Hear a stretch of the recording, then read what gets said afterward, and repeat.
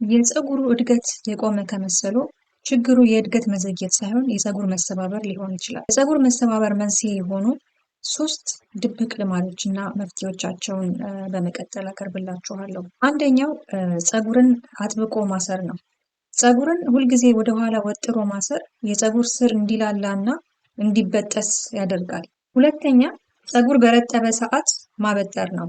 አብዛኛው ሰው ፀጉር እርጥብ ሆኖ ሲያበጥር ፀጉር እንዳይነቃቀል ወይም እንዳይበጣጠስ የሚያግዝ ይመስለዋል። ነገር ግን ስህተት ነው። ፀጉር በረጠበ ወቅት በጣም ስለሚለጠጥ እና ስለሚላላ በቀላሉ መበጠስ እድሉ ከፍተኛ ነው።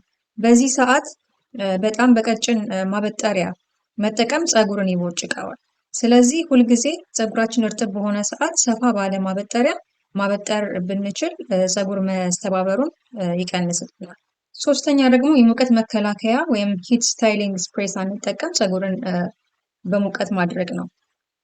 እንደ ፓይስትራ እና ሄር ድራየር ወይም ብሎ ድራየር የምንለው መሳሪያዎች አዘውትሮ መጠቀም የፀጉርን የተፈጥሮ እርጥበት በማድረግ ፀጉራችን እንዲሰባበር ያደርገዋል።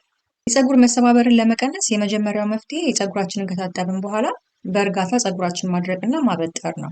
ከተገኘ ደግሞ ለስለስ ያለ የጥጥ ቲሸርት ወይም ደግሞ ማይክሮፋይበር ፎጣ በመጠቀም ፀጉራችንን ማድረግ ፀጉራችን እንዳይሰባበር ያግዘናል። ሁለተኛ መፍትሄ ደግሞ ምንድነው?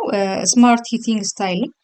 ይህም ደግሞ ፀጉራችን በስታይል ለማድረግ የምንጠቀመው ፓይስትራ ወይም ደግሞ ለማድረግ ብለን የምንጠቀመው ነገር የፀጉራችንን ፕሮቲን ስለሚያዳክም ሁልጊዜ አስቀድመን ሂት ፕሮቴክታንት ወይም ደግሞ የሙቀት መከላከያ ስፕሬዎች አሉ። እነሱን መጠቀም መዘንጋት የለብንም።